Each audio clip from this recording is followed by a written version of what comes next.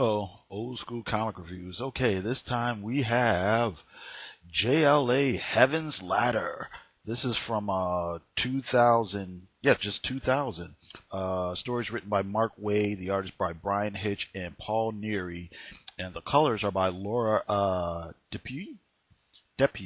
I apologize if I say it wrong. Depuy. It's a really nice comic, really good. A lot of fun, big fun, grand superhero adventure story. Basically, oh well, just to mention this, the one I have is one that came out originally in 2000, and it's this big oversized format, this kind of I don't know what you want to call it, tabloid size comic. It's the same sort of format they used when Paul Dini and Alex Ross did their projects, the Superman piece, the Batman one, Wonder Woman was Truth, and I think Shazam was Hope, I think. And I'm pretty sure those are all out of print here. You might be able to find them if you order them online or, ask if your local comic book shop has any back issues or whatever. But anyway, just let's jump into it here. Basically, the story just starts off with a bang. Right away, basically what's happening is there's this giant construct, comes into our solar system and basically steals the Earth. And what happens is the Justice League kind of figures out not only are whomever stealing the Earth, they're also stealing other nearby planets. And what they eventually find out is that there are these great cosmic beings who are stealing the Earth because they've been around for billions of years since the universe has began, and they've seen all they can see, they've done all they can do, and they're ready to pass on to the next plane of existence. They're ready to die, And the thing is, they don't really know how to do that because they have no concept of the afterlife or spirituality or anything like that. So what they've done is they've placed people on all the planets to kind of observe the different cultures and observe, different religions and things like that. And they're going to take all those ideas and form, use all those different ideas to form their own version of heaven, if you will. However, at the same time, there are certain factions of their race, certain people who don't want to go to the great beyond or whatever. So they're out there causing mischief and trouble and disasters and things like that. So basically what the Justice League has to do is, in order to save Earth and to save all the other planets, they have to find a way to help, these beings who they end up nicknaming the quantum mechanics. Well, first they have to fight the Zealots, who are the faction of the quantum mechanics who don't want to go along with the great cosmic plan. And they have to fight those people who are trying to kill all the different representatives of, the race who've mixed with the different people on the different planets and so on and so forth.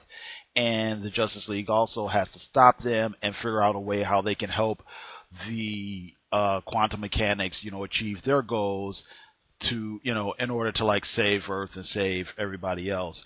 That's kind of it in a nutshell. There's a lot of other different things going on there, but that's pretty much it. The lineup here is basically the classic, Big Seven or Magnificent Seven, Superman, Batman, Wonder Woman, Green Lantern. Green Lantern here is Kyle Rayner. Aquaman. This is Aquaman with the beard and torso. He doesn't have the hook hand. He's got a mechanical hand though. And the Wally West Flash and the Martian Manhunter. Plus, there's a few other auxiliary members. Plastic Man is in on it. Steel is here, and also Ray Palmer, Adam. This is a really fun, interesting comic book. I really like it a lot. It's big, it's grand, it's cosmic, it's expansive.